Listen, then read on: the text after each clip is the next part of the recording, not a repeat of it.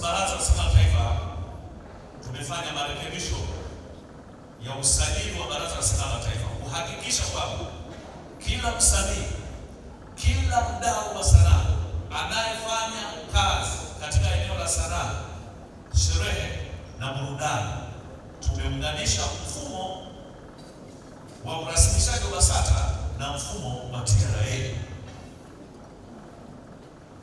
Unasema mnalipa kodi, lakini hatuwezi kujua hizo kodi nazo lipa ni shilingi ngapi. Kwa hiyo mwakani sasa tukikutana kwenye tuzo hizi, BASATA tutakuwa na data. Tutamwambia TRA, watu wetu hawa wapunguzieni kodi kwa sababu wanaleta hela nyingi sana.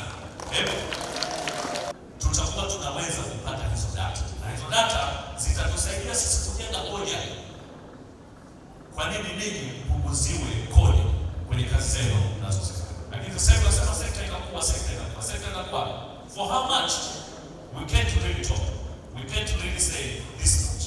Kwa hiyo haya ni mabadiliko ambayo tumeanzisha, lakini tumekwenda mbali pia kwamba ni muhimu. Na sasa hivi mwanamke akiwezeshwa anaweza, sio tena mwanamke kumwamsha baba kumwambia proposal yangu hii. Mwanamke sasa hivi anabeba kibwebwe, anajifunga kibwebwe kuhakikisha kwamba kitu anachokiamini, kitu anachokifanya kwa juhudi zake. Na huyo si mwingine ni Margaret peke yake. Akiwezeshwa anaweza. Na muamini Margaret, nimekuangalia. Mimi wanatabia kumwangalia binadamu. Anachoanza nacho ndio tutakachomalizana nacho. Margaret akiwezeshwa anaweza. Na kupitia hapa sisi kama mama ongea na mwanao tumepambana sana na nyinyi ni mashahidi. Lakini namwambia Margaret, tunakufuta machozi kwenye tamasha lako kama hili. Sisi kama taasisi na wadau wetu tutakupa milioni 10 kesho. Nafanya kazi kubwa sana na tunaona. Tunaishukuru sana BASATA. Ni chombo muhimu kwenye sanaa yetu ya maonyesho. Katibu mtendaji Dr. Kelmoni Mapana, kazi yako ni njema na tunajivunia wewe.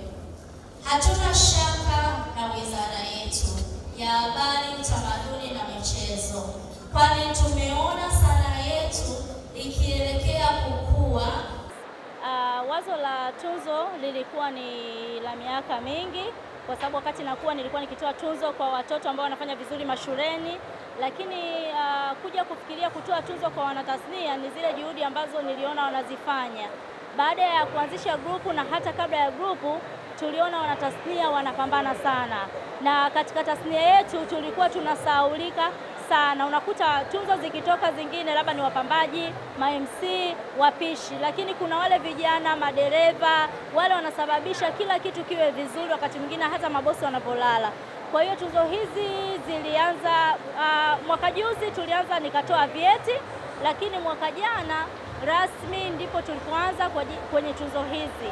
Kwenye sherehe zote unatukuta, lakini hata kwenye msiba watoto wamezaliwa tunapamba. Yaani unakuta tasnia yetu ya washereheshaji tunagusa jamii kwa kiasi kikubwa sana.